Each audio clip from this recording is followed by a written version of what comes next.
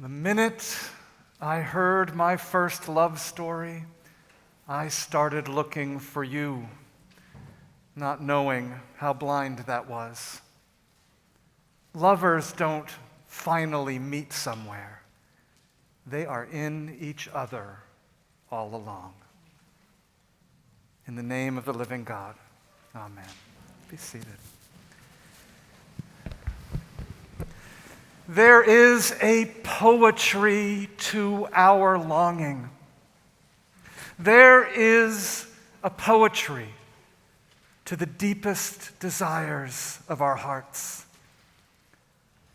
We spend our days pretending our lives are prose, linear narratives that require no suspension of disbelief, tales that fit neatly into expected categories that allow us and others the security of definition. They are the stories we tell each other, the stories we tell ourselves, the image we curate online. We even ask questions as we first meet as acts of courtesy to provide the outline. Where are you from? What do you do? We rarely ask each other the questions that really matter, questions that invite the verse beneath the carefully crafted prose. What do you love? What do you long for? What fear wraps its cold fingers around your heart, and what dream sets your soul ablaze? Seduced by a lifetime of judgment of our creative hearts, we become convinced that poets, artists, dancers, lyricists, these are other people. We spend our days pretending our lives are prose, and yet at night, the night makes poets of us all. The night is recess for all that lies beneath. The hopes and fears of all the years come out, meet and play, not in a deep and dreamless sleep, but in those eternities between dusk and dawn when sleep eludes us. The choruses of hope and fear, longing and desire echo off the walls of empty houses and vacant beds, or perhaps whisper in the breathing of the person lying next to us that despite the security we know we should feel, we still feel unknown and even more alone. The night makes poets of us all, and especially this night. I wonder if that, as much as anything, is why we gather this holy night, why we choose to brave forecasts of rain and Omicron fears to come to this place, or gather wherever we are in front of a screen like generations past, huddled next to radios, waiting for a word of news or perhaps even a morsel of hope. We gather this night because 2 years of pandemic, of loss and isolation, of trying to keep up the facade of normalcy, of functionality, has our hearts crying out that we must be more than where we are from and what we do.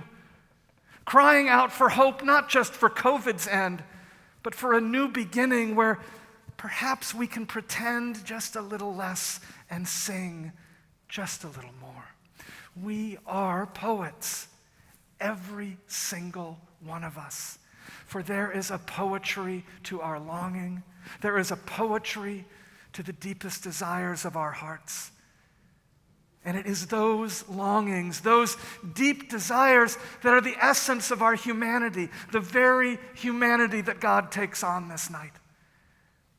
In daylight hours, the fear we share of having those desires and longings exposed binds us together in conspiracies of silence that only serve to convince each of us that we are the only ones who ache with such longing and have such profound depth to our desire. Convince us that everyone else is satisfied, everyone else has it all together, and only we are the outliers.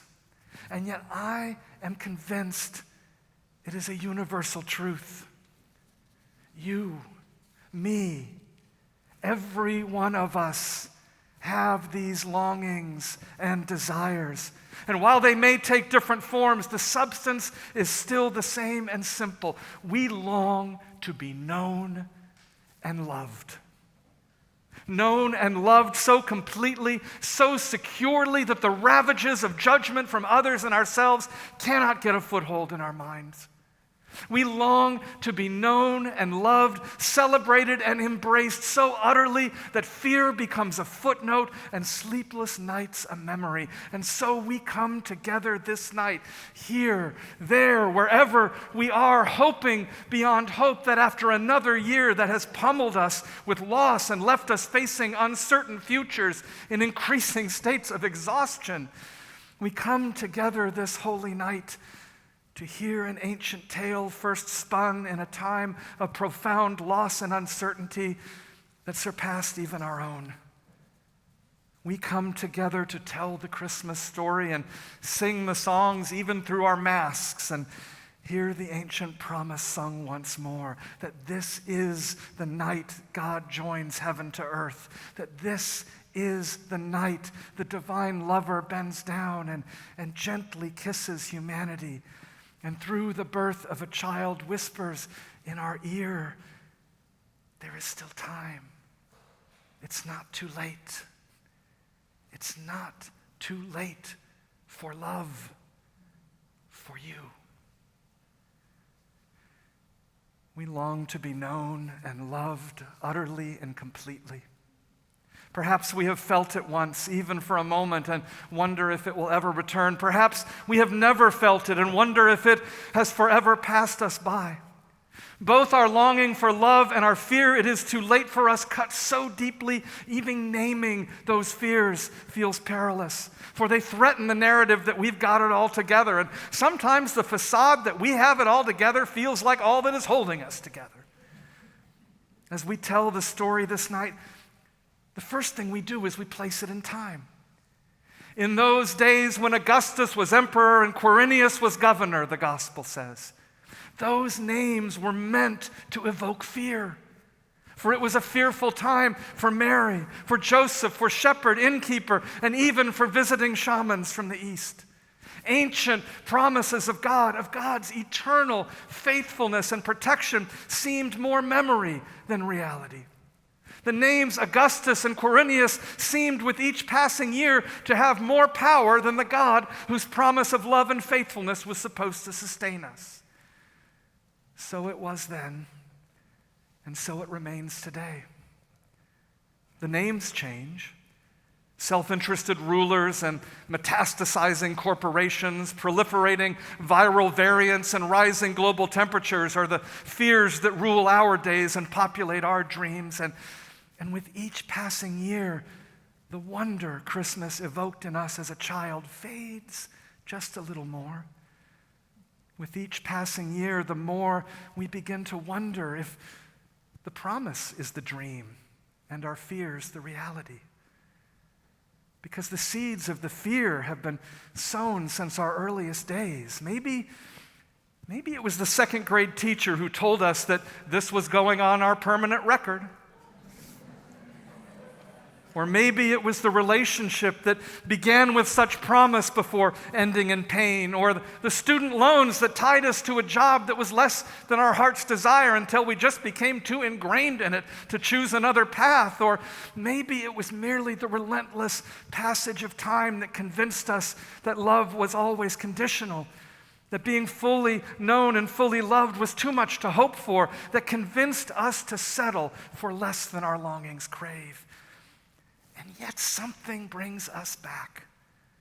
Whether habit, obligation, or hope against hope, something brings us back together this night to hear the child's cry and God whisper her lover's promise once more.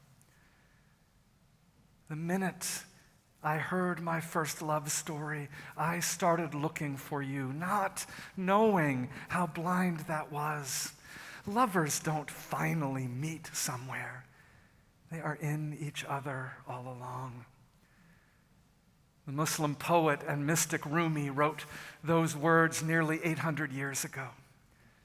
As a child, Rumi had visions of angels that planted in his heart the poet's dream of a world and a love beyond the refugee's life he and his family shared as they fled the wrath of the Augustuses of his time and place. And yet, it wasn't until he met his spiritual guide and most intimate companion, Shams Tabrizi, Rumi in his late 30s, Shams nearing 60, that he found, in the words of Harlem Renaissance writer Nora Zeal Houston, the love that made his soul crawl out from its hiding place.